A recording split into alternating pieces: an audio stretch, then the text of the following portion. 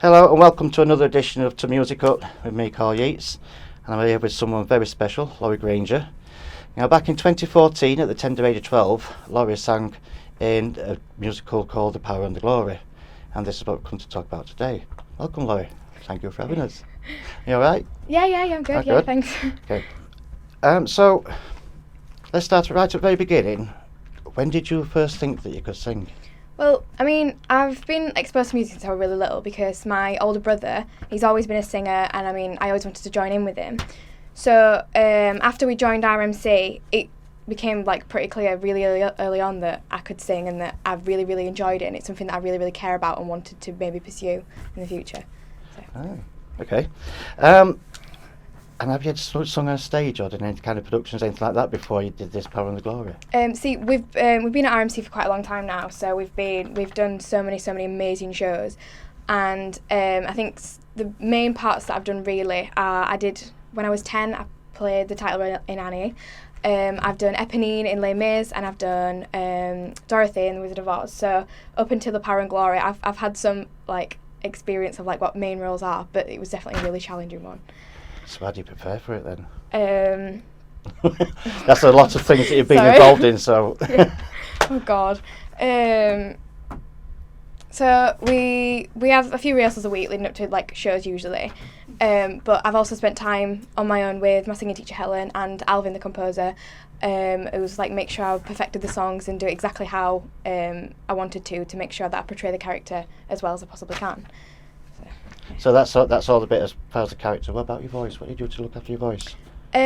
Well, I try to get plenty of sleep, but so I try to avoid caffeine and dairy because they can clog your vocal cords up and stuff like that. Okay. But generally, I sort of practice a couple of hours a week, depending on what shows I've got coming up or what performances. Probably slightly more. But I think just generally practicing, and I have singing lessons. So I think just generally I just look after my voice. I try to anyway. So you've been doing it since you were 10, you're now 15. Yeah. You redid the single, didn't you? Do you want to tell us a little bit about the single you redid it? Yeah. You did it when you were 12? 12, yeah. We first recorded it when I was 12. And then you've done it, how long ago when you've done the single? A couple of months ago, I think. So why was there a big difference between doing it then to now? Well, my voice is I think I'll say my voice has come on quite a lot since I was 12. And I felt like I could put a lot more into it now, and we wanted it to be truer to how my voice is now rather than how it was then, because we wanted the single to sound as fresh as it possibly could. Right, so I always thought it were men, that were boys, the voice went deeper as they grew up, but women's voices change as girls change. Yeah, so, the changing boys is more dramatic. It goes quite a lot lower, but the changing girls, it can go lower as well. It can change, your voice just sort of develops and sounds better generally. That's what I've experienced on my own. So how do you fit it all in? Because you've done this really through going into what I call comprehensive, but they do it year on year now, don't they? Yeah. So you've done all this through secondary school, and going through secondary school, you can have exams, you can have different... Yeah. How do you fit it all in? I don't know, really. I've been doing it, I've been at RMC since I was 6, so it's been about 9 years now, so it's been a really long time, and I've got used to, the pressures of performing on stage and everything, so it kind of just all... I don't know how I manage, I just sort of find time for each thing. Yeah. So I try and organise my time, but sometimes it gets I get a bit caught up. Are your parents really supportive of it as well, are they? Definitely, yeah. They really, they want me to do as well as I possibly can, which is great. Really good. So what's the next thing that you're going to be doing then from now on? So our next show that we're doing is in July, and we're doing The Addams Family, and I'm playing a grown-up Wednesday Addams.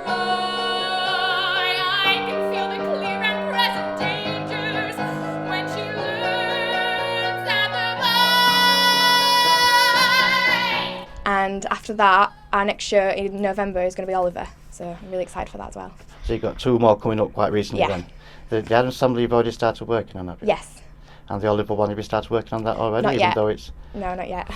There's a lot to take in then, isn't there, really? Yeah. Yeah? And what do you think after these two? Are you going to carry on doing stage performance? Are you going to move further into just singing in your own right as yourself? Or have you got any plans? I hope so, yeah. I want to pursue music as a career. I want to go to university and study music. So, I hope so. It's what I want to do, yeah.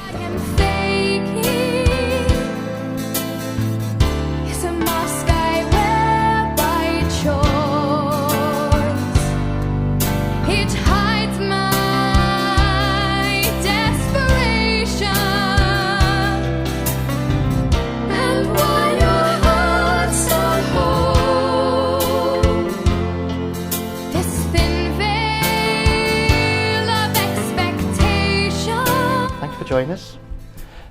If you want to find any further information, it will be flashing across your screen. You'll find the links to RMC's website. You'll find the links to the single itself. And you can leave all your comments, your shares, your likes. And please tell us what you think. Thank you.